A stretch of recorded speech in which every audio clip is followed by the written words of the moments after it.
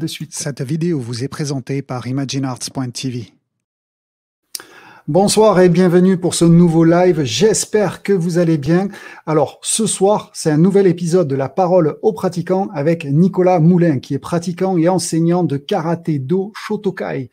Je suis Lionel Froidure et mon but est de t'aider à progresser en dehors de ton dojo et de te faire rencontrer des personnes, des enseignants, des pratiquants, des experts, comme ce soir. Si tu apprécies la vidéo, n'hésite pas à abonner et surtout, mais surtout, si tu veux pas t'abonner, partage au moins la vidéo si tu l'as appréciée. Allez, place à La Parole aux pratiquants avec Nicolas Moulin. Ciao.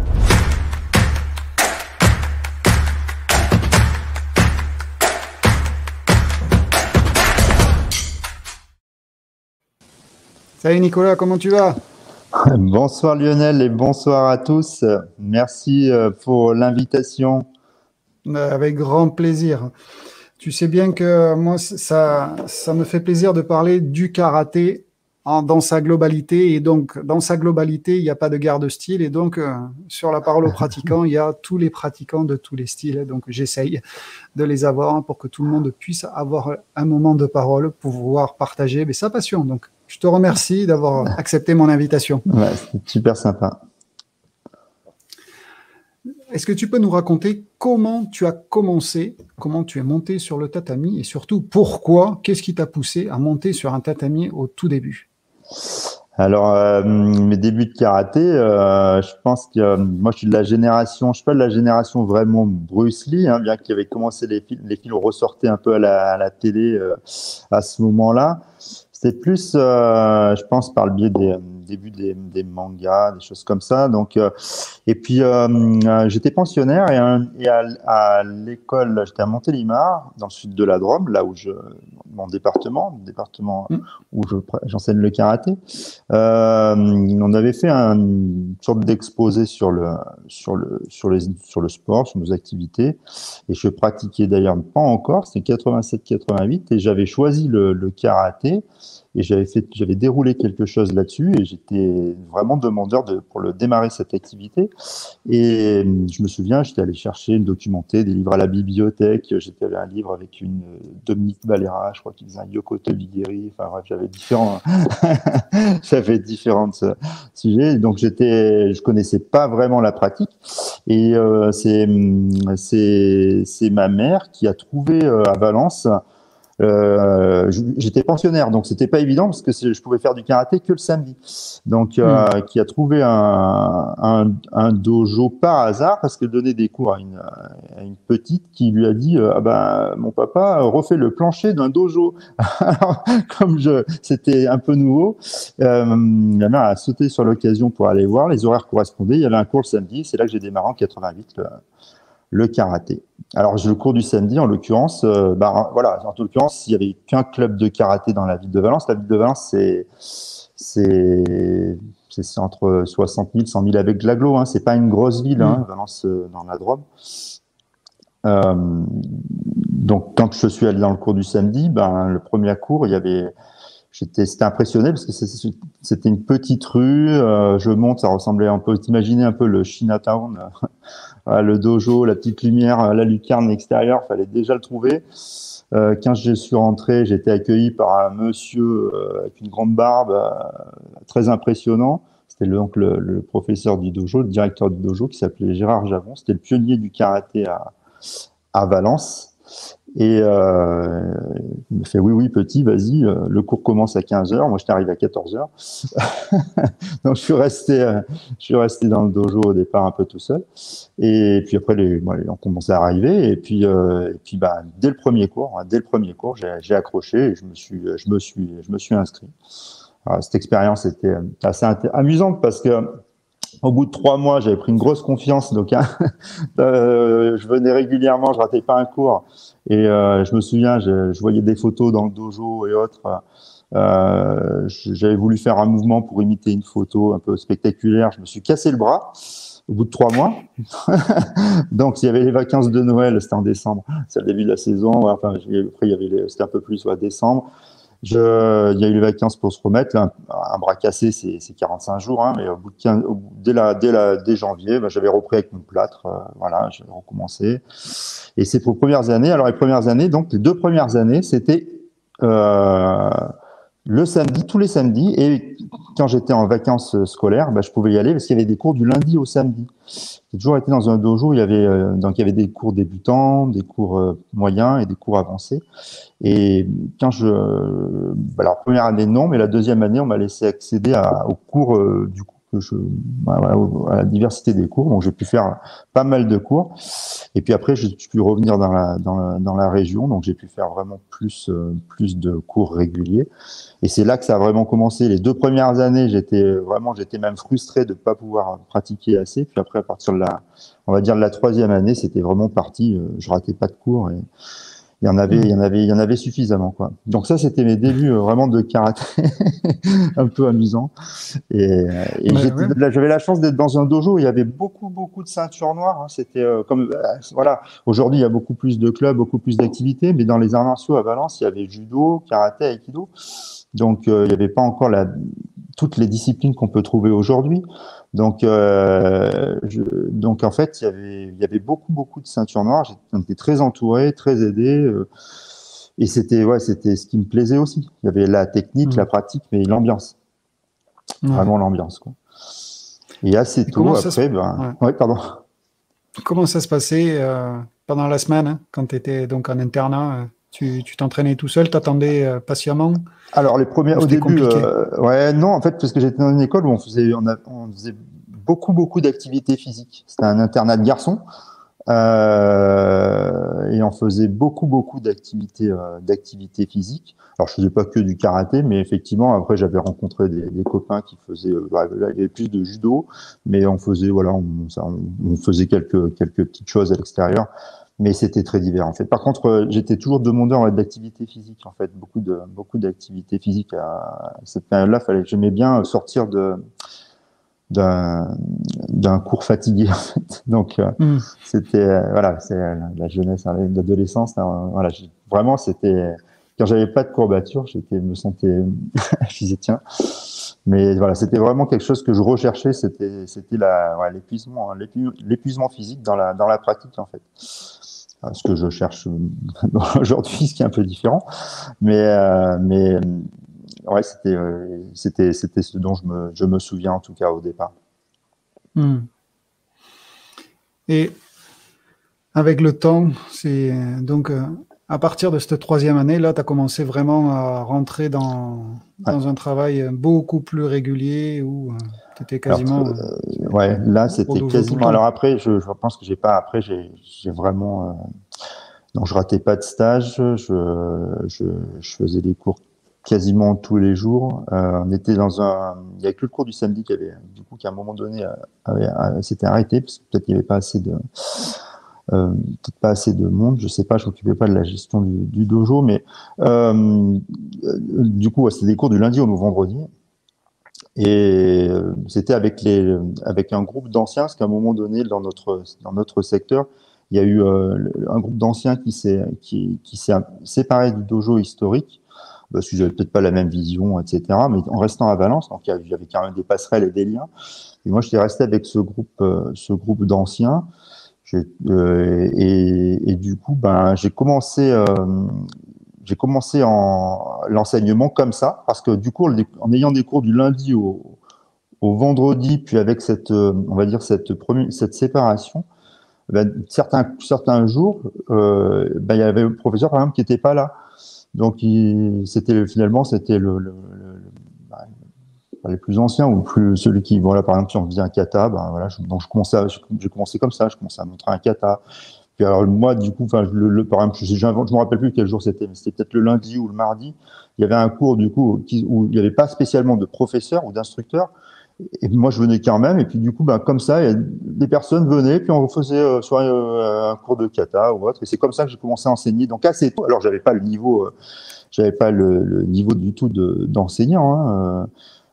Simplement, en fait, c'était aider. On travaillait ensemble, quoi. Travailler avec un groupe qui avait envie de suivre.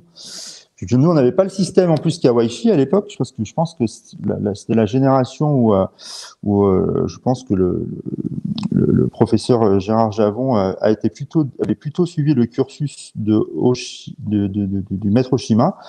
Moi, je démarrais, on avait des queues de 9 à 1, et en fait, on était ceinture blanche jusqu'au 3e queue, et 3e, 2e et 1er queue, on était ceinture marron. Donc en fait, on pouvait dire que normalement, on pouvait commencer à aider à partir du 3e queue. Et donc c'est comme ça. J'ai dû avoir mon 3e queue dans cette année, de cette 3e ou 4e année, ce qui était quand même assez voilà. Et donc voilà comment a commencé, en tout cas, l'enseignement du karaté. Non, ça t'a bien plu et t'as bien continué, quoi. Donc dans ce côté-là. Voilà. Alors après, donc tout ça s'est déroulé. J'ai commencé à faire les premiers stages nationaux, internationaux de notre groupe. Le premier souvenir de stage, c'était je devais aller à Split, en Yougoslavie, dans les années 90. Puis il y avait 91, 92. Puis il y a la guerre en Yougoslavie qui avait démarré. Donc le stage n'avait pas pu se faire là-bas. Il s'était fait à Trieste, du coup, en 94. Je crois que j'étais allé faire un stage à Trieste. Et c'était ma première expérience. Ça aussi, ça avait beaucoup compté, parce qu'on travaillait avec un groupe collégial de karaté.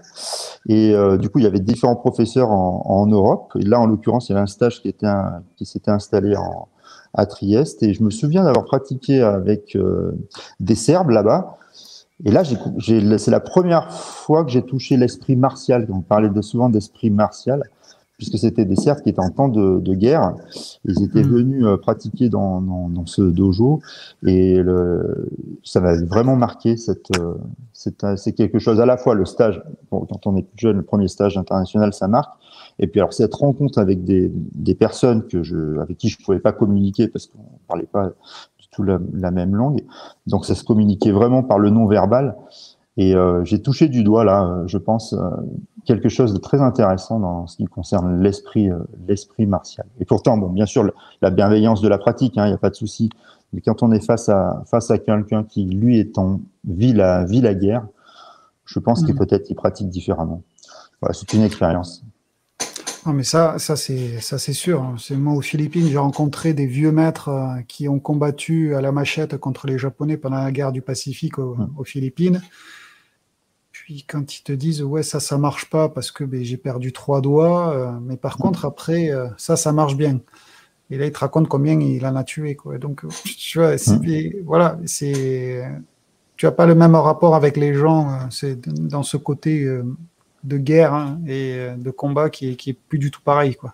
Ouais, les gens qui l'ont vécu, c'est pas comparable. C'est pas comparable. C'est ça. Donc, c'était vraiment quelque chose qui m'avait marqué. Et puis, à côté de ça, par contre, il y avait toutes d'autres personnes qui venaient, je sais plus, d'Italie, différents endroits d'Italie, peut-être de Belgique et de France. Et bien sûr, après, l'ambiance était complètement différente, mais c'était quelque chose qui m'avait, en tout cas, qui m'a marqué. Tu avais quel âge? J'avais 80, je devais avoir 21 ans.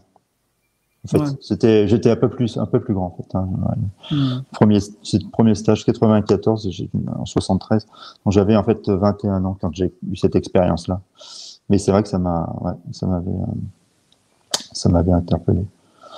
C'est pas le premier. Enfin, j'ai fait des stages après, des stages d'été ou autre en France, mais ce premier stage là à l'extérieur était marquant. Est-ce que tu peux dire qu'il a un peu guidé aussi ta façon de voir les choses après? Alors oui, ça c'était quelque chose qui m'avait interpellé, mais c'était ma recherche n'était pas dans le comité absolu, les choses comme ça. J'étais dans la recherche du dépassement physique par la pratique. Donc j'aimais bien rencontrer des professeurs qui nous poussaient vraiment dans ce domaine-là. Quand on allait en Italie, il y avait un professeur qui travaillait de physique et beaucoup de souplesse, ça me plaisait. Après, je suis allé aussi en Île-de-France. On travaillait avec certains professeurs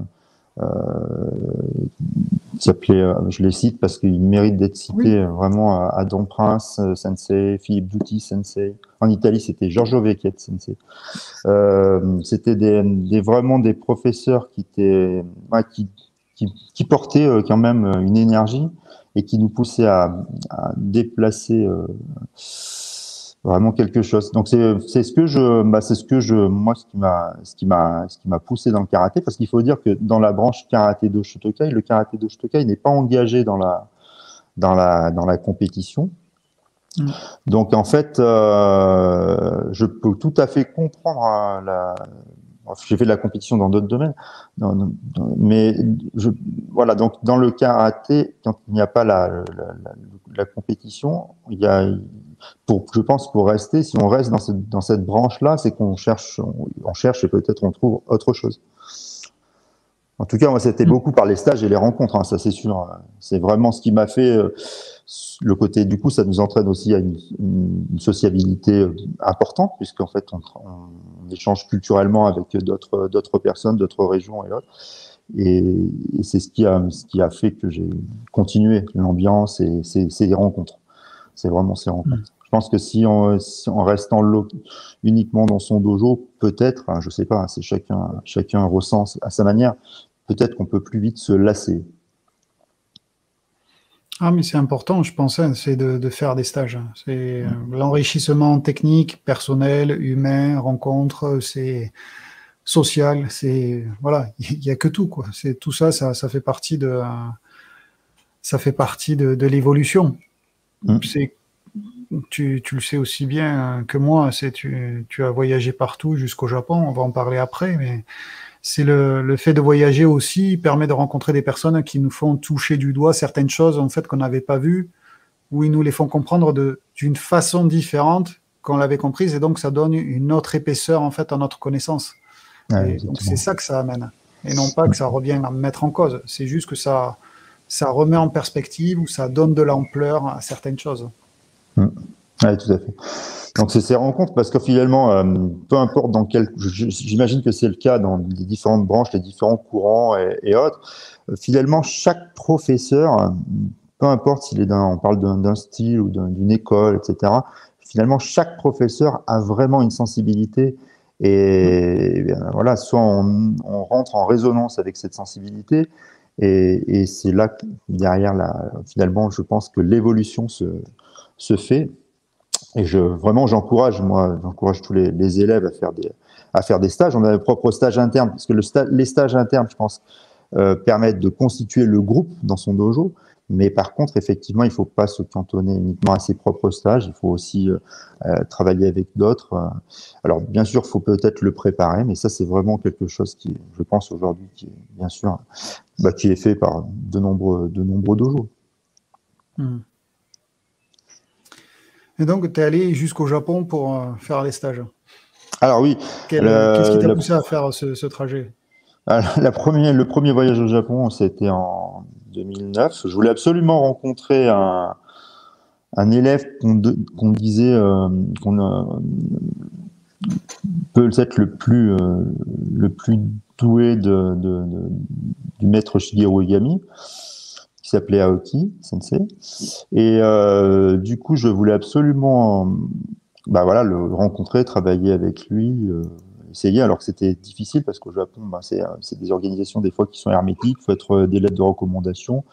En France, c'était difficile d'avoir ce genre de choses, parce qu'il n'y avait plus vraiment de lien, c'était un peu coupé. Et il se trouve qu'on était 5, en fait, 4 copains, et qui, eux, l'avaient déjà, un an avant, je pense, qui avaient déjà réussi à rentrer en contact avec son groupe. Et c'est comme ça qu'on a on est arrivé en 2009, on a pris un appartement, on était en colocation, on a pris un appartement à Meguro, et puis on est allé au siège de l'organisation, puis on avait une vingtaine de jours, et on s'est dit, est-ce qu'on peut avoir la liste des cours? Et puis on voudrait participer à tous les cours, et ça se terminait justement par un gashuku. C'était au printemps, il faisait juste avant la Golden Week, je crois. Il faisait un gashuku de 3 jours, et donc on a participé à tous les cours qu'on a pu pendant ces semaines-là. Et pour terminer en beauté avec le Gashuku, où là j'ai pu le rencontrer pendant le Gashuku, parce que pendant les cours, on l'a peut-être croisé, encore je sais pas sûr, mais on avait fait cours avec ses élèves, par contre des élèves qui étaient très intéressants. Et du coup on voulait quelque part montrer notre karaté français, s'il voulait peut-être pour un peu le valider, hein, pour dire ok les gars vous êtes dans la bonne voie ou non. Et du coup c'est arrivé à la fin de ce Gashuku, ouais, c'était vraiment un moment extraordinaire. Il nous a pris à part parce qu'il faisait d'autres pratiques et il nous a pris à part et il nous a dit en plus c'était avant les cours réguliers qu'il faisait pendant le stage. Il nous a fait lever à 5 heures du matin et il nous a fait 1 heure et demie là où on était tous les 5, ouais, on faisait un kata, il nous montrait, il s'arrêtait, il nous corrigeait des exercices, etc. Donc c'était vraiment c'était un premier voyage très chouette. Et puis ça s'est enchaîné après derrière, mais donc pas uniquement pour le karaté, parce que là en l'occurrence j'avais pu découvrir déjà alors je m'y attendais pas forcément dans ce premier voyage, le Jojutsu et le Bojutsu que pratiquait son groupe, et donc ça m'a donné des belles pistes de travail aussi, parce que je le pratiquais, on avait une approche dans notre dojo, mais là ça m'a permis vraiment de pouvoir explorer de nouvelles choses, parce qu'en pratiquant avec ses anciens élèves au Japon, ils avaient développé tout un cursus d'évolution du Jo et du Bo qui était très intéressant. Donc techniquement j'en ai ramené beaucoup de ce premier voyage en 2009. Et puis après ça s'est poursuivi. Ouais. J'en profite par rapport à ce travail d'armes. C'est au Japon, donc maintenant toi qui continue à travailler ça. Dans ce cursus d'évolution, est-ce qu'il y a un lien frappant avec la pratique du karaté-do? Ils en font un lien vraiment pur. Alors, il y a un cursus quand même particulier pour les armes, mais c'est un cursus quand même qui est évolutif et qui a évolué même. Je regarde pas beaucoup de vidéos de Bojutsu d'Okinawa ou d'autres écoles. Hein. Je suis ouvert vraiment à toutes les écoles, ce qu'on peut voir aussi en Naginata, avec le travail de l'écu, de la rame, etc. Donc on retrouve beaucoup de similitudes avec le maniement, parce que c'est un bâton. Hein. Et ils ont fait un cursus qui permet surtout de pouvoir vraiment évoluer sur ces formes de corps.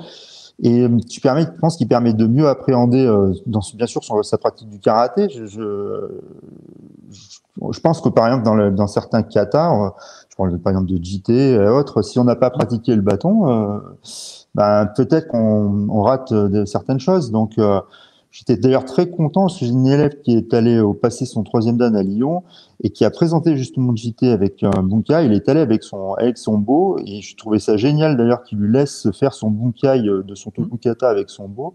Et elle a priori, ça s'est très très bien passé. Bon, elle a revenu avec son grade, ce qui est génial, mais surtout l'appréciation du jury quand elle a fait son JT avec son bo. Voilà, je pense que peut-être que le karaté, il y a une piste là à développer effectivement la relation avec les armes. On fait une pratique à main nue, mais en face, il n'y a pas forcément les mains nues. Mais après, c'est vrai que niveau fédéral, nous, FFK, c'est l'apport des armes, et ils veulent pas, quoi. Donc oui, non, mais après, déjà, quelle arme? Il y a une pléthore d'armes. C'est ça. En fait, la relation, je pense, déjà, ne serait-ce que l'arme en bois. Moi, je distingue deux. C'est pas la distinction légale, hein, mais pour moi, il y a une grosse différence entre l'arme de circonstance, que j'appelle, par exemple, le bâton. On va dire le bâton, pour moi, quand je fais les premiers cours de bâton, de Jo, je dis quoi? Le bâton, ça servait à quoi? D'abord à marcher, peut-être à attraper un fruit qui était plus haut dans un arbre. Le bâton, il sert à pêcher. Et c'est par circonstance qu'à un moment donné, je parle même pas d'une personne qui viendrait agresser, mais peut-être un serpent, voilà, le mettre à distance. Donc ça devient peut-être pour se défendre une arme de circonstance. Différent d'un sabre. Un sabre, pour moi, c'est une arme par destination. Voilà, on va pas à la pêche avec son sabre, donc quoique. Mais donc voilà. Donc le bâton, il y a des armes comme le bâton qui sont très adaptés. Par exemple, le Joe pour les enfants, pour la coordination, ça peut être quelque chose de très intéressant et amusant. Par exemple, le Yosekan travaille justement avec un peu le type Shambara, mais le bâton en lui-même, le bâton tout simple, le bâton 1m20, le Joe, on prend un marche à balai si on n'en a pas. D'ailleurs, nous on a fait les premiers comme ça pour quand on a une série de 30 enfants, on va pas acheter des Joe, on coupe des balais, voilà, une bonne distance, ils sont plus légers en plus, voilà. Puis en plus, des fois on en casse, alors c'est là où il faut faire attention. Mais oui, je pense que c'est une très bonne chose pour la coordination et pour le lien avec le karaté en tout cas. Ouais, rien que déjà d'apprendre que quand on pousse dans un sens, l'autre main va dans l'autre, déjà, voilà. C'est bien à petit niveau aussi. Donc c'est super. Et comme je disais, tu sais, au tout début, cette particule d'eau que tu m'as fait remarquer, que j'avais oublié dans l'intitulé de Karaté Do, et sur l'intitulé, a une grosse importance pour toi. Est-ce que tu peux m'en parler de cette importance? Alors, pour moi, le Do, c'est l'esprit ça reflète un peu l'esprit du karaté qu'on veut donner. Je pense que peut-être on utilise plus facilement karaté. La réalité, je pense réellement parce que c'est plus court. Hein. Quand on dit judo ou aikido, c'est les kanji, c'est pas des syllabes, mais pour nous, ça va être traduit comme ça. Karaté do, voilà, on arrive à 4, donc on l'a fait sauter un peu facilement. Hein. Je pense que c'est plus peut-être dans ce sens-là qu'aujourd'hui on l'utilise moins.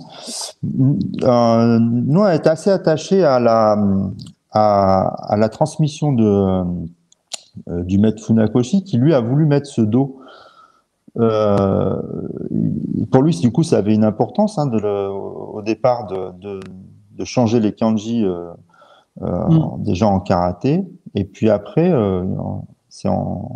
peut-être on le date de 36, mais voilà, il y adjoint le kanji do qui colle peut-être au budo classique japonais, mais pour nous, voilà, ça a un sens parce que ce do, ce kanji qui exprime la voix, pour moi, elle exprime la réalisation de soi, qui doit être faite par nous-mêmes, par notre recherche, par notre partage avec les autres, les échanges, comme on a dit, puis qui doit être aussi transmise. C'est aussi l'essence pour moi du dojo d'ailleurs, parce que là, on se réalise à la fois par sa pratique, mais aussi par l'enseignement. Donc, ce do, il a un sens. Souvent, on l'oublie, mais je pense que on l'oublie ou non, mais c'est vrai que voilà, nous on essaye de le mettre à chaque fois qu'on fait une affiche, on essaie de mettre karaté do. C'est un peu plus long, à dire, mais c'est pas. Après, on s'offusque pas. Nous aussi, j'utilise karaté, bien sûr, comme tout le monde. Hein. Oui. Non. De toute façon, après, on n'est pas dans la tête de Funakoshi. Il y a certaines choses aussi, c'est qui nous dépassent en tant qu'occidental et qui sont pas nés. Au pays nippon avec leur culture et tout ce qui va avec. Donc bon, on peut lire ce qu'on veut, être très érudit là-dedans, mais ça n'amènera pas tout ce que ça peut être pour ceux qui l'étaient, et en plus à l'époque. Oui, donc, il y a aussi un changement d'époque, quoi. Donc dans les budo, les vieux budo japonais, dans les do, ça a beaucoup changé. Et je suis totalement d'accord, quoi. C'est dans la réalisation personnelle et du groupe en même temps. C'est une réalisation personnelle et après à travers le groupe. Mais dans un sens comme dans l'autre, que tu as très bien dit, c'est avec les élèves en tant qu'enseignant aussi, quoi. Donc c'est ça, quoi. C'est toute une émulation et grandir ensemble. Tout à fait. C'est vraiment. c'est ce que je partage. Hmm. On avance un petit peu dans le temps. 2013, tu es au Japon, tu es reçu au Godan, donc 5e dan, par la Nihon Karate-do Shotokai à Tokyo. Comment Ça, ça se passe c'est. là-bas? En fait, je remonte juste un an avant, Oui, pour arriver à cet événement-là. En fait, ça datait en 2010, j'ai fait un meeting à Paris où j'avais rencontré le pionnier du karaté-do Shotokai en Espagne, qui s'appelle le maître Atsuo Hiruma. Et donc, j'avais échangé brièvement en 2010, on s'était croisé, voilà, avec un de ses élèves qui parlait très bien français, parce que lui parle japonais et espagnol.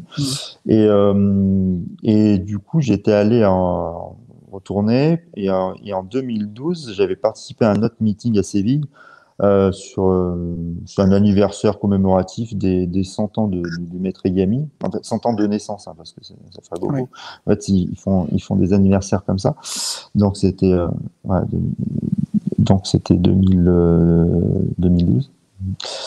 Et, et à la fin de je sais qu'à la fin de ce meeting, qui avait duré quand même 3 jours, je pense. Donc j'étais resté avec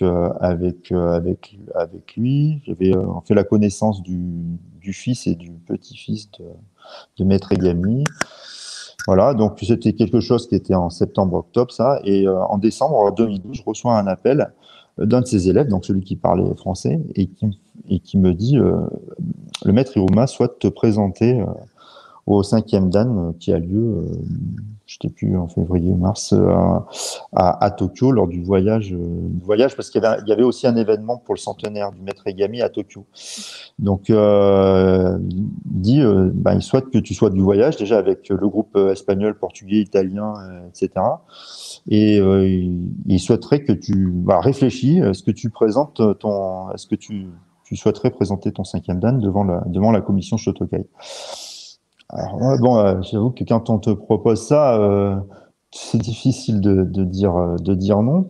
Non pas pas pour le grade ou pour se gonfler l'ego.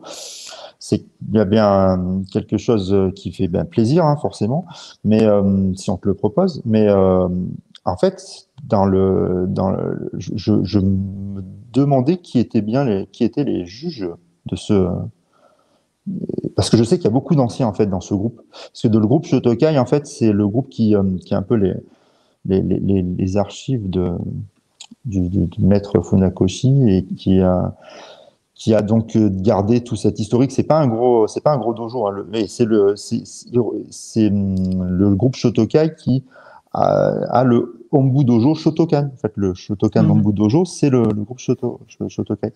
Donc, c'était en plus d'aller passer le grade dans le Hombu Dojo Shotokan. Alors, le moderne, hein, parce que le premier, il a été détruit par les bombardements de 1945. Là, on en est déjà, c'est la deuxième version. Et il est donc, je dis OK. Et en 2013, voilà, on est parti. Alors, donc, les préparations un peu. Je savais pas du tout en plus ce que pouvait bien être. Je connais les examens fédéraux FFK, mais alors, je savais pas du tout ce que c'était qu'un examen au Japon. Et donc on est arrivé, alors avec décalage horaire, on a fait un petit passage à Asakusa, je sais pas pourquoi, enfin c'était on donnait un point de rendez-vous, j'imagine. Et on est allé, on a posé les affaires dans l'hôtel, on a fait un point de rencontre, et l'après-midi, donc tout de suite, on est allé au dojo pour ce passage de grade. Et alors comment ça s'est passé? On est arrivé là-bas, on s'est bien sûr échangé, etc. On s'est mis dans la salle de préparation. Ils étaient en train d'installer. Il y avait une commission de 6-8 personnes. Et en fait, ils nous ont observés. C'est ce qui m'a vraiment surpris. C'est qu'en fait, le groupe, ils nous ont observés au moins pendant 2h30, presque 3, avant que ça commence. Et le passage en lui-même, il était très court. Parce qu'ils ont installé les tables, ils ont regardé les candidats se préparer. Et le passage, en fait, on a fait 2 katas du comité, c'était pas des choses très, je sais pas, par rapport à ce qu'on a l'habitude de faire. Il n'y avait pas des choses comme du jukumité, c'était des comités assez conventionnels. Et, et donc, ça s'est fait comme ça. Et puis après, le soir même, il y a un débrief et puis ils ont donné le résultat. Je me souviens, en plus, Maître Iruma m'a fait passer en premier, donc ça donne bien le. C'était sympa. Voilà, j'avais fait bien Keiko. Et puis voilà, donc après, on a eu les résultats assez tard le soir, mais on a eu les résultats le soir. Et donc voilà. C'était, en l'occurrence, l'expérience en elle-même était assez étonnante, marquante par ce délai là d'observation. Et puis moi, ce que j'ai retenu, il y avait quand même des noms, après, voilà, des personnes qui ont connu le maître Funakoshi, Takagi. Il y avait le Kancho de l'époque, il est décédé depuis, Takagi Jotaro. Il y avait petit-fils de maître Hironishi dans la commission. Donc c'est vraiment, voilà, en fait, on se sent en lien vraiment avec cette tradition. Qui est quand même, enfin, le karaté-do, c'est pas vieux, le karaté-do de Funakoshi. Donc il y avait un lien très proche, là, avec ces personnes qui étaient âgées, qui regardaient, qui observaient, dans lequel j'ai pas eu de commentaires particuliers, je sais pas exactement ce qui s'est dit. Derrière, c'était assez hermétique. Et après, on a continué le voyage, on est retourné pratiquer à différentes places, on est retourné au Budojo, on a pratiqué, je suis allé dans ce voyage-là de 2013 à Hiroshima. Et puis, ça s'est clôturé avec cette cérémonie du centenaire. Voilà. Donc, un voyage assez étonnant. Je retiens cette expérience vraiment, forcément, parce que d'être jugé par des anciens, vraiment des anciens du karaté-do. Ah non, c'est superbe comme expérience. Puis je vois bien ce côté-là. Voilà, je te laisse dans ton coin, tu t'échauffes, et puis en même temps, je te regarde, et puis décortique tout en même temps, quoi. Donc ouais. Je sais, c'est ce qui m'a, quand vraiment, je me suis fait le film pendant tout le voyage, là, ce voyage, je me suis dit, mais en fait, on a fait peu de choses pour beaucoup d'observations. Ouais. Oui, mais en même temps, s'ils avaient vu suffisamment avant pendant que vous prépariez, quoi. C'est sûrement ça. L'épreuve devait être juste parce qu'il faut en faire une. Ouais. Je pense qu'on n'a pas la même. En fait, ça c'est un sujet assez intéressant. Je pense qu'on n'a pas le même rapport au grade. En tout cas, je peux parler en France ou en Europe avec qui j'ai pu échanger, et au Japon. En fait, des fois, on comprend pas au Japon. Puis avoir des grades qui peuvent aller assez vite. À l'université, j'ai eu l'occasion d'un autre voyage en 2018 d'aller à l'université de Noko, dans la région de Saitama. Et là, j'étais allé avec les étudiants, alors les jeunes étudiants tout fous des universités. Ils démarrent un cursus qui correspond un peu à ce qu'on a aussi, c'est licence, maîtrise, donc ils ont 5 ans. Ils ont des cours, alors ils choisissent leur sport. Là, en l'occurrence, choisissez une pratique. Là, ils ont choisi le karaté. Ils ont tous les soirs 3 heures. Donc nous, j'étais allé à un cours où ils faisaient ce cours-là, et ils m'ont expliqué que, en fait, ils pouvaient avoir leur ceinture noire en 3 ans, en fait. Parce qu'ils s'entraînent. Bon, ils s'entraînent tous les soirs. En 3 ans, ils peuvent être ceinture noire. Et puis après, ils continuent pas. Bien souvent, il y en a beaucoup qui arrêtent parce que les jeunes japonais rentrent, ou japonaises, parce qu'il y a aussi c'était bien mixte, ils rentrent dans la vie active. Donc, il y a un grand nombre de jeunes, en fait, qui ne continuent pas, mais qui ont une expérience, une belle expérience du karaté, qui est intense pendant leurs 5 ans d'études, là. Ouais, mais aussi, ça se voit, par exemple, dans les grands championnats, kata au combat. Généralement, ils envoyaient toujours, c'était des dernières années universitaires, parce que ils pouvaient, parce qu'après, la plupart, après, ils partaient travailler et on les revoyait quasiment plus. Il n'y en avait que très très peu, en fait, de Japonais qui continuaient très tard après. Donc là, maintenant, on en voit de plus en plus. Mais avant, c'était très rare. On les voyait pendant quelques années et hop, ça y est, ils disparaissaient. C'était une nouvelle génération qui arrivait parce que ils s'entraînaient comme des fous à l'université. Ouais, c'est la vie japonaise après. Hein. C'est sûr que la vie japonaise, je pense, a emporté pas mal de monde. Mais en tout cas, c'était intéressant aussi cette expérience universitaire là, parce que je pense que le karaté s'est beaucoup développé dans les universités. Il y avait forcément des jeux de concurrence entre les universités. Voilà, je pense que la compétition au départ s'est bien développée avec les jeunes universitaires. Donc nous, on n'était pas dans le circuit de compétition, mais par contre, j'ai bien vu quand même l'émulation qu'il pouvait y avoir dans les universités autour de la pratique. D'ailleurs, si j'avais un voyage à organiser avec notre groupe de karaté, si je pouvais emmener des jeunes, j'aimerais beaucoup les emmener pratiquer dans les universités parce que c'est là où il y a une grosse émulation. C'est super. Ouais, et puis il faut pas oublier que Funakoshi, il a enseigné principalement dans les universités au début, quoi. Et oui, ouais. Parce que le dojo est arrivé tard. C'est ça.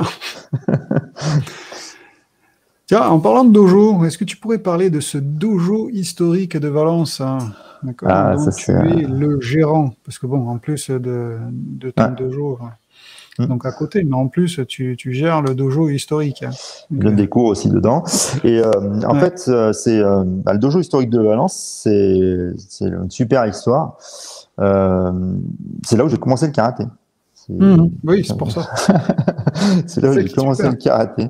Et malgré avoir sur Valence, après j'ai bougé un peu, pas longtemps, sur en Île-de-France, 2 ans, puis je suis redescendu sur Lyon, puis sur Valence. Et donc j'ai toujours continué le karaté avec la relation de mon groupe de Valence. Et mais le fondateur, c'était pas le pionnier du karaté-do à Valence. Et resté au dojo, il n'en était pas propriétaire, il était locataire. Et il est décédé en 2010.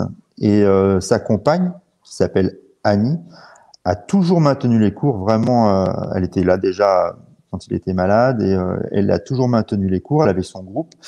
Et en 2016, par l'intermédiaire d'un des élèves qui faisait les 2 dojos, elle est rentrée en contact avec. Elle m'a dit, on s'est vu et elle m'a dit, voilà, Nicolas, je pourrais plus continuer parce il y avait la rage du dojo, peut-être la fatigue aussi, l'usure. Hein, et elle m'a dit, voilà, il faudrait pouvoir. Voilà, est-ce que tu peux reprendre les cours au dojo? Nous, on avait déjà des cours donc au dojo du gymnase, un dojo dans un gymnase. On avait des cours après sur 2 autres sections autour de Valence. Donc, on avait déjà pas mal de cours. Et du coup, non, on me dit c'est pas possible de laisser mourir le dojo parce qu'en fait, si le dojo était pas repris au niveau des cours, en fait, il se transformait peut-être. Il y avait un projet de cabinet médical, enfin bref, tout aurait changé. Donc on a fait un projet, alors on est allé voir la banque, hein, et puis on a fait un projet et on a fait une proposition au propriétaire qui était une vieille famille de Valence, et puis on a fait un emprunt et on a fait, et du coup on a réussi à acheter le dojo et continuer donc à mettre les cours et surtout faire un super projet de réaménagement parce que moi je suis fan de l'architecture japonaise et donc on a pu réaménager l'intérieur, refaire des choses, des cloisonnements. Il y avait déjà une très bonne base avec le dojo. C'est un dojo parquet en bois et puis une partie séparée aussi tatami. Mais on a gardé vraiment l'esprit du dojo japonais. On rentre, il y a les casiers à chaussures. On a poussé la plaisanterie jusqu'aux toilettes japonaises. Donc... Ah oui, ça va. Ouais. Tu l'as importé? Non, même pas. Il y en a, ça on peut le trouver maintenant en Europe. Mais ouais. Et du coup, là, c'est très très sympa. Et du coup, on a pu remettre les cours. Ça a donné d'ailleurs une nouvelle énergie parce que Annie continue toujours ses cours dedans. Elle a pu toujours continuer avec son groupe. Nous, on fait les cours. Donc, on a des cours. Les cours collectifs principaux se trouvent toujours dans les dojos du gymnase parce qu'on a besoin un peu de place, etc. Les enfants aussi avec les tatamis parce que là-bas, c'est le plancher. Et donc, le dojo, on y a d'abord mis au départ, on y a d'abord mis les cours avancé. Ça fait qu'en fait, les gens commencent dans un dojo de gymnase et à partir de la ceinture verte, on commençait à localiser des cours dans le dojo. Alors ça fait une évolution en fait pour les pratiquants. On dit, on va aller dans le dojo après, etc. Donc c'était quelque chose qui était assez sympa. On a commencé vraiment comme ça. Maintenant on a remis un peu plus de cours. On a même qui démarrent, mais c'était un peu l'esprit. Puis alors les cours, voilà, on a les cours le samedi bleu, marron, noir. On a mis au dojo. Les cours ceinture noire exclusivement lundi soir au dojo. Ça c'est vraiment voilà, c'est vraiment bien le dojo pour ça, parce que le dojo ça fait un autre état d'esprit quand on rentre dans un dojo. Il y a l'odeur du dojo vraiment qui. Et puis ce dojo, il a une histoire. Hein. Quand on dit le dojo historique de Valence, on peut dire qu'on l'a rebaptisé un peu comme ça. C'était pas un dojo de karaté à la base. C'est le premier dojo de judo. Il était fait en 1948. C'était le tout début du judo. Hein, enfin, c'était le début du judo en tout cas dans la région. Il y avait 2 clubs du judo qui étaient dans le même quartier qui se tiraient la bourre. Et là, en tout cas, c'était le premier club de judo. Et après, il est vite devenu trop petit ce club de judo, enfin l'espace pour pratiquer le judo. Donc le judo a déménagé et c'est comme ça que le karaté a pris la place parce que c'était plus adapté. Alors on a même encore des tatamis du judo des années 48. C'est des tatamis qu'on voit dans les vieux films avec ils ont des petits pics. C'est des tatamis pour tomber. C'est pas les tatamis en paille, mais c'est vraiment les vieux tatamis de judo de l'époque qui sont bien durs. Il faut savoir chuter. Ouais. Mais sinon, la plus grande partie, c'est une partie parquet. Et donc, c'est intéressant parce que c'est vrai qu'on perd un peu l'habitude de pratiquer sur du parquet. En karaté, on pratique souvent dans des dojos de gymnase où il y a toujours les tatamis synthétiques puisqu'ils sont très pratiques pour les enfants. Mais voilà, donc pratiquer sur le parquet, c'est super pour les katas. Ça, c'est très bonne sensation. Un très beau projet, quoi. Ça, c'est super. Mais tu vois, depuis qu'on n'a plus accès au dojo, le fait de devoir pratiquer à l'extérieur. Au début, tu as les gens, ils sont un peu réticents. Ah ouais, mais bon, c'est dehors, c'est pas le tatami. Mais là, ils commencent à s'habituer. Mais c'est bien dehors aussi. Des fois du gravier, des fois de la pelouse, des fois c'est un peu comme ça, des fois c'est un peu comme ça. C'est super. Ils apprennent à s'adapter, quoi. Et plus le tatami douillet, confortable. Là, c'est génial de s'entraîner dehors. Ça, je dirais qu'on n'a pas parlé, mais c'est quelque chose aussi qu'on adore faire. Et là, on y est contraint, mais on y est contraint, mais en fait, on peut trouver aussi beaucoup de plaisir à pratiquer dehors. C'est vraiment, que ce soit la montagne ou la mer. La semaine dernière, chez nous, c'était un peu gras, il a beaucoup plu, mais là, c'est moins, quand on est dans l'herbe, voilà, c'est moins bien, mais c'est super, ouais. C'est très bien de pratiquer dehors. De pratiquer sortir de cette zone de confort du sol stable ou confortable pour tomber. Ouais. Quels sont tes prochains projets? Là, déjà, le plus gros projet, c'est de relancer la saison. Je pense comme pour beaucoup. Hein. Bon, on a de la chance. Je sais pas. Voilà, on a maintenu les cours tant qu'on a pu. Quand ça avait pu rouvrir en janvier, on avait retrouvé quand même beaucoup de personnes sont quand même revenues. En visio, ça commence un peu à s'épuiser, forcément. Les gens en ont un peu marre. Nous, on fait. Il y a beaucoup de visio, donc c'est un peu plus lourd. J'espère qu'on va réussir à bien relancer la saison, puis on va remettre des cours dans l'été pour retrouver le groupe. Voilà, on a toujours nos stages d'été qui permettent, pas très nombreux parce qu'on va en Corse, là on n'est pas très nombreux, mais voilà, c'est déjà voir comment on relance bien la saison. Et puis après, les prochains stages. Si un voyage là à Okinawa qu'on voulait organiser aussi, qu'on n'a pas eu la possibilité de faire. Moi, j'avais regardé votre périple avec notre ami commun, Cyril. Voilà, et c'est super, Donc ça, c'est un prochain voyage qui est à programmer. Ouais. Super. On va demander un petit peu aux gens s'ils ont des questions pour toi. Ok. Donc là, si tu peux, là, tout de suite, là, maintenant, partir quelque part, en fait, c'est où, là? Là, tout de suite? Ouais, là, tout de suite, ouais. Oh, bah là, on vient de sortir du confinement de 10 km. Là, je me referais bien une belle rando dans le Vercors, à côté de chez nous. D'accord. Ouais, tu pars pas très loin, quoi. Non, non, après, si tu me demandes plus loin, Ah oui. non, moi, je te dis où t'as envie. C'est Ouais, carrément. ouais, non, non.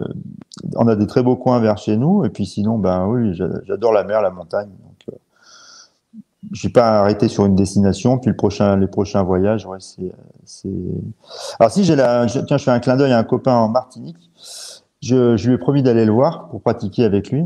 Et donc Lionel, j'essaye de programmer ça prochainement. D'accord. Tiens, je rebelle sur ce qu'on disait tout à l'heure, tu vois, par rapport au bunkai. Il y a Philippe qui dit qu'on ne lui a pas laissé présenter ses bunkai au quatrième dan, lui, avec ses armes. Ah, Voilà. alors là, ouais, je sais pas du tout comment ça marche dans certaines régions ou certaines Ouais, jurys. ouais, non, mais c'est ça, c'est un petit peu le problème, c'est un peu nébuleux et chacun fait un petit peu à sa sauce, hein, et je trouve que c'est dommage, alors que tout le monde parle normalement le même langage, vu qu'on est sous le même programme, mais l'interprétation fait que, Hmm. puis après, s'ils ont envie de présenter un bunkai avec des armes, pourquoi s'en priver? Ils ont préparé un boulot, ben, au moins Hmm. qu'ils le présentent leur boulot, quoi.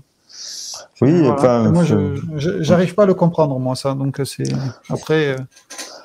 je pense que ça peut faire partie. Voilà, c'est simplement je pense que c'est aussi peut-être à nous, hein, les professeurs, de faire remonter dans nos jurys, enfin dans nos instances d'organisation de jury de passage de grade, ce qui serait souhaitable. Mhm. Là, en l'occurrence, moi, j'interviens souvent au niveau du département, au niveau des juges de grade, mais au niveau de la ligue ou de la région. Bon, a priori, nous, ça n'avait pas posé de problème. Après, voilà, c'est un sujet, effectivement, c'est un sujet. Ouais, c'est un sujet. Il y a Tariq qui te demande, est-ce que tu as vu, tu sais, le vieux documentaire de Michel Random quand il part Ouais. faire. Ah ouais. Ouais, Alors, c'est j'ai même une magnifique, hein. anecdote. J'ai une anecdote par rapport à ça. Ah, ben J'ai vas-y. rencontré Michel Random. Il était âgé en Auvergne dans un stage organisé par Albert Palma, qui était et donc en fait il était sur un projet, parce qu'il travaillait sur l'encyclopédie des arts martiaux et il était sur un autre projet de documentaire. Je crois je l'ai jamais vu, j'ai jamais vu voir le jour. Mm. Mais j'ai eu la chance de manger à sa table et moi je parlais pas, j'écoutais, hein, j'écoutais juste. Et vraiment, pour moi, c'est un documentaire pareil. Si on doit classer ce qui a apporté de la motivation un peu plus tard, c'est vraiment un documentaire qui m'a vraiment, vraiment beaucoup inspiré. Et Mm. qui est Non, transverse, c'est pas mal. qui montre, je me souviens de karaté maniwanen complètement étrange. Enfin, on voyait des choses qui étaient le yabusame, enfin des choses complètement nouvelles. Il a Mm. amené à travers ce documentaire quelque chose de superbe, parce qu'il y a vraiment, je pense, dans les pratiquants, peut-être pas tous, mais dans les pratiquants, il y a une recherche aussi de connaissance culturelle de leur pratique. En l'occurrence, pour le karaté, Taekwondo, il y a beaucoup, je pense, de pratiquants qui ont envie de découvrir la culture japonaise ou autre, et puis qui peuvent aussi avoir une nouvelle inspiration, une nouvelle motivation à travers ça. Ouais. Et Tariq, il continue. Donc, quand il a vu les images, il a été intrigué par l'exercice libératoire de la respiration et l'euphorie collective sur la plage. Est-ce que tu t'en rappelles, hein? Est-ce que tu peux lui en parler? Alors ça, c'était dans le documentaire Les Arts martiaux du Japon. Ouais, ouais. Je me souviens plus de ce Moi passage, non plus, je peut-être me sur. rappelle pas. Est-ce que c'était un passage sur le Shintedo, peut-être. Faudrait que je revoie faut que je le revoie. Mm. Là, je vois pas Voilà. exactement de quoi il s'agit. Mais dans ces exercices, alors il y a des exercices qui peuvent nous paraître très mystiques. Moi, quand j'ai rencontré Michel Random, on faisait un stage qui était assez mystique. Hein. Et en fait, il y a des exercices qui sont parfois qui peuvent être apparentés à des formes de transe. Donc c'est très très spécial, mais voilà, je pense que ça correspond à des recherches qui sont particulières. En fait, on retrouve ça dans des pratiques peut-être qui touchaient aussi à des courants d'aïkido comme moi je parle son maître Noriaki Inoue ou des choses voilà. Donc effectivement il y a des choses qui étaient mystiques dans l'apport culturel des pratiques martiales. Il n'y a pas que des choses. Aujourd'hui, on voit les choses peut-être sous un aspect plus voilà athlétique, gymnique, ou voilà, même si on travaille d'autres choses techniques. Il y a dans le côté spirituel, ça peut englober beaucoup de choses. Et effectivement, il faut faire attention à pas se perdre. Il faut toujours garder la présence voilà, ça à l'esprit. Les pratiquants doivent garder leur liberté de penser. Oui. Puis ça permet aussi de connaître toute la dimension que ça peut prendre aussi, parce que ça fait partie, pas du folklore, mais ça fait partie aussi d'une culture qui est différente. Par exemple, tu vois, aux Philippines, j'ai rencontré beaucoup de maîtres qui croient au pouvoir de l'anting-anting. C'est des porte-bonheur qui portent autour du cou, donc c'est des pierres, mais je connais pas. Mais ils y croient dur comme fer, quoi. Donc voilà, mais c'est aux Philippines, ils en sont, voilà, ils te vendent de ça, mais s'ils te le vendent, c'est qu'ils vraiment ils ont besoin d'argent, parce que pour eux c'est source de bien-être. Il y en a, ils m'ont dit, non, mais de toute façon, moi je suis invincible, hein. C'est même une balle de pistolet, elle me touche pas quand j'ai ça. Tu vois, et pourtant, voilà, mais ça va au-delà en fait, mais c'est un côté culturel. Il y a un côté culturel qui part de très très loin, et pour nous c'est autre chose. Oui, puis après il y a des exercices respiratoires qu'on peut trouver curieux aussi, hein, mais il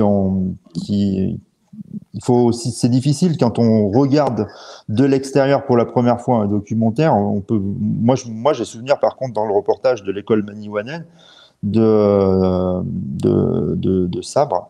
C'est une école de sabre, et c'était une des premières fois qu'il l'a filmé. Et il y a un kai qui est très très spécifique à cette école, avec une présence les notions de distance sont aussi une importance. Et ça peut paraître très très très étrange pour quelqu'un qui découvre ça pour la première fois. Ça c'est sûr. Il y a beaucoup de choses qu'on ne peut pas comprendre tant qu'on n'est pas aussi initié à ça, quoi. Donc c'est hors de portée. C'est pour l'instant. Après, il faut se donner la peine pour y rentrer. Tu as Marc qui te demande quel est ton regard sur le Toate, le coup à distance relayé par Harada Sensei. Ouais, pas que Harada Sensei. C'est vrai que dans une branche, je sais pas, dans différentes branches, je pense qu'on a beaucoup parlé à une époque. Moi personnellement, je n'ai eu aucune, j'ai jamais reçu ce travail. J'ai jamais eu à le voir. J'ai rencontré des personnes qui l'ont essayé de le pratiquer. Enfin, c'est le coup à distance. Moi, personnellement, je n'y crois pas. Voilà. Maintenant, je pense par contre à la relation. Il y a autre chose entre la relation souvent de professeur à disciple qui fait que alors on parle pas forcément de connivence, mais en fait, il y a une sorte d'harmonie qui se crée dans le geste, et on le voit peut-être dans certaines pratiques plus que dans d'autres. Voilà, ça n'a rien à voir avec le Toate, hein, mais le Toate, c'est le coup à distance pour ceux qui connaissent pas. Mais ça, pour moi, c'est quelque chose qui touche les disciplines un peu ésotériques. Moi, ça, ouais. Par contre, je sais pas si le maître Harada pratiquait ce genre de choses.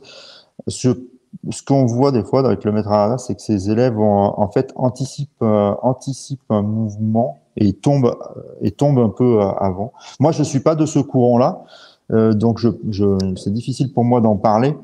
Mais effectivement, je n'aime pas particulièrement voir les élèves qui en fait surréagissent à quelque chose Ouais, si par exemple souvent un pratiquant a l'habitude de recevoir je sais pas, un Gedan Bara et autres, et quand à force de le recevoir, il se déstabilise, peut-être, ou peut-être parce que ça lui fait mal, j'en sais rien.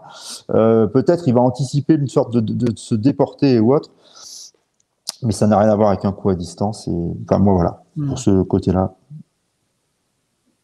c'est pas mon domaine. Ouais. C'est pas ta tasse de thé, on va Non, dire. non, carrément pas. Ouais. T'as Saiko qui te demande, pensez-vous qu'il serait utile d'apprendre aux enfants les rudiments du japonais?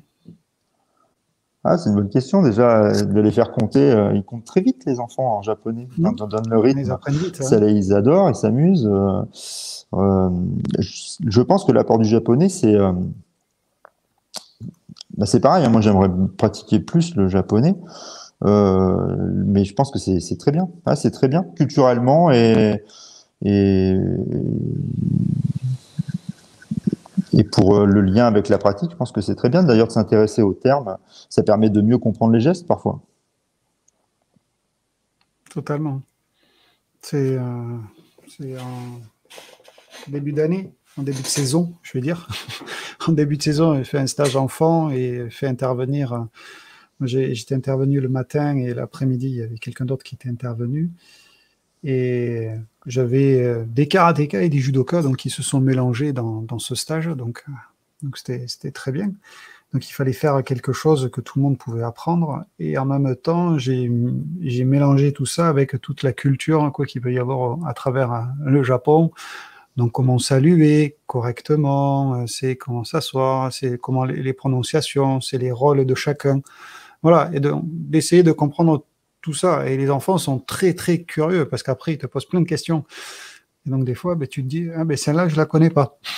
Ça, je connais pas. Mais par contre, je vais regarder et quand je saurai, ben, je viendrai te voir et je te le dirai. Ouais. Mais c'est bien parce que c'est source de progrès pour tout le monde. Ouais. Ouais, c'est génial. J'ai un petit partage là pour la pédagogie enfant. Faire un mouvement et les faire à chaque fois qu'ils font le mouvement, au lieu de faire ich, ni, etc., leur faire dire la technique en japonais, ils adorent, ça les éclate. Ils s'amusent autant à la prononcer qu'à la faire. Ouais, et puis ça rentre beaucoup plus vite. Ouais, ça rentre plus vite, c'est ludique. Voilà, non, je pense que c'est très bien d'apprendre des bases de japonais. Après, voilà, chacun fait comme il le peut aussi, parce que c'est pas tout le monde ne connaît. Enfin, il faut quand même être un peu initié aussi, connaître un peu les bases. Super. Tu as Cyril, l'ami Cyril, qui te demande est-ce qu'il y a des spécificités en Shotokai, hein, et comme il y a dans toutes les écoles style. Ah, j'ai bien de la poser, Cyril, parce que c'est vrai qu'on n'en a pas parlé. Ce qu'il faut retenir je pense, du Shotokai, en fait, le Shotokai est un groupe, mais la direction qui a été entraînée par le maître Egami, ça a été de relâcher la technique. Le maître Shigeru Egami, il a travaillé avec Gigo Funakoshi. Ils ont allongé les techniques peut-être de Gichin Funakoshi, du père, et ils ont travaillé après, il a entraîné ça vers le relâchement, la disponibilité et le relâchement. Il a trouvé que le corps était trop contracté, le karaté académique était trop contracté. On voit de très belles choses, hein. Moi, je suis admiratif des katas qui sont faits aujourd'hui, des bunkai, etc. Mais après, dans les applications ou autres, le corps ne peut pas être resté rigide. Donc, pour chercher l'efficacité, on le voit de toute façon, c'est transverse à tous les styles. On l'a déjà dans Goju, hein, Goju Ryu, il y a la force et la souplesse. Lui, il a cherché à relâcher, trouver plus de relâchement plutôt que de la contraction. Alors, le corps a besoin d'être contracté, notamment à l'endroit de l'impact. Si on ne serre pas le poing, on va se faire mal. Mais voilà, les spécificités, c'est le relâchement, la disponibilité, et je pense que ça doit nous amener à tous, pas forcément qu'aux pratiquants de karaté do shotokai, l'adaptabilité. Si on a ça, effectivement, ça peut aider. Puis après, il y a une recherche, interne qui est propre à chacun, qui doit. Voilà, il n'y a pas que le corps, la pratique physique. Hein, il y a cette recherche après interne avec le souffle et voilà. Et le karaté, après, lorsqu'on parle de karaté do Shotokai, souvent on pense aussi à un karaté bas, trop bas, exagérément bas. C'était peut-être à une certaine époque. En fait, bas, c'est pas une finalité du tout. C'était aller loin. Et donc, en fait, quand on lance un mouvement loin, la posture, quand on part d'un point A à un point B pour aller loin, pour toucher le plus loin possible, le corps s'étire. Donc, en fait, le corps s'allonge. Un peu, on pense par exemple à la fente d'escrime. Donc le bas, c'est la conséquence d'aller loin. Et il y avait une recherche d'aller loin dans les mouvements, dans les techniques, donc de l'extension. Il y avait de l'extension. Mais en fait, quand on relit les écrits, moi j'aime bien relire des fois les écrits de l'essence du karaté-do, écrits par le maître Shigeru Igami, et on voit que la pratique, elle n'est pas linéaire, elle est multidirectionnelle déjà, elle doit rechercher cette disponibilité et plus de relâchement, en fait, plus de relâchement. Tu as Philippe qui continue un petit peu. Est-ce que pour toi, le karaté-do Shotokai continue à évoluer ou reste figé dans le passé? Moi, ce que je souhaite, c'est que tous les professeurs qui sont mes collègues, hein, vraiment, on cherche l'évolution de notre karaté-do. Et en fait, même peu importe le groupe, peu importe l'école, peu importe l'organisation, on se doit de trouver des pistes d'évolution. Après, voilà, rechercher et l'évolution, pour moi, ça me fait toujours penser, on ne sait pas si on évolue ou on régresse des fois. Donc, en fait, c'est quand on voit une montagne, moi je fais un peu de course, voilà. En fait, pour aller au sommet, parfois, des fois on descend et on remonte. Donc, il faut chercher à faire évoluer notre karaté. J'espère qu'on va dans le bon sens quand on le fait évoluer. Mais par contre, stagner, pour moi, c'est mourir. J'aime beaucoup, tu vois, cette image de trail, tu vois, de courir, de course pour aller en haut de la montagne, parce que c'est exactement ça. Tu cours. Bon, c'est vrai que tu peux t'égarer, mais si tu penses à toujours regarder régulièrement ton objectif, qui est le sommet, tu vas te rendre compte en fait que tu t'es paumé. Donc tu fais marche arrière et tu choisis une autre route. Mais c'est ça aussi, chercher. C'est pas être sûr de trouver, parce que quand on cherche, on ne trouve pas forcément. Hein.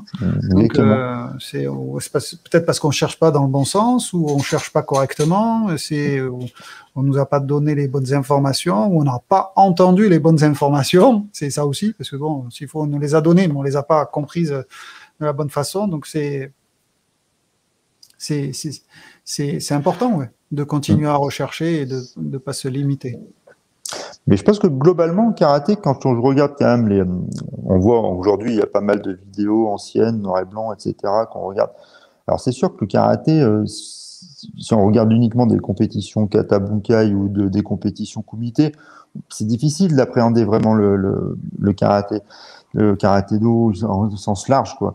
Alors que quand on regarde, je pense justement des cours, des fois ne serait-ce que des cours à Okinawa ou autre, moi je pense quand même quand on regarde les pratiquants de karaté, à mon sens, le karaté a évolué, a bien évolué. Bien sûr, après, il y a d'autres.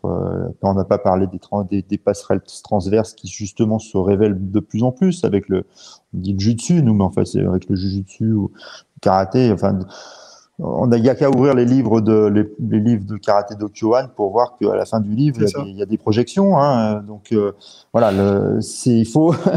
Voilà, si l'évolution, c'est de se rendre compte qu'en fait, il y a tout dans le karaté et il y a plein de choses à explorer. Non, mais c'est ça. Après, il y a certains enseignements qui se sont retrécis, et puis il y en a d'autres qui redécouvrent. C'est comme, tu vois, tout le travail de Kyusho, comme tu disais, dans le karaté do Kyohan, c'est déjà présent. C'est pas quelque chose de nouveau et de tendance. C'était déjà présent. C'est en judo, c'était tout le temps. Oui, donc, après, ça a été interdit en compétition. Donc après, est-ce que les profs doivent ne plus l'enseigner parce que c'est plus autorisé en compétition? Là, je pense que c'est vraiment la grosse question. Où c'est là où la compétition peut bloquer en fait l'évolution et même faire une régression dans ce sens-là. La compétition, je pense que pour les budokas, que ce soit d'ailleurs en kendo, en judo c'est moins évident parce que c'est vrai qu'il y a vraiment une vie basée au départ sur la compétition. Donc, trouver après une motivation pour continuer, voilà, faut vraiment aimer sa pratique. Mais il y a un reportage, je sais plus, sur un mec qui disait que la compétition doit aider en fait, à acquérir cet esprit de budo. C'est plutôt dans ce sens-là. C'est trouver justement, ça doit nous emmener peut-être la compétition amène au dépassement physique, hein, bien sûr, d'autres vertus, mais je pense que quand le monde de la compétition s'arrête, c'est dommage de tout arrêter. Il y a plein de chemins à explorer après derrière. Tout à fait.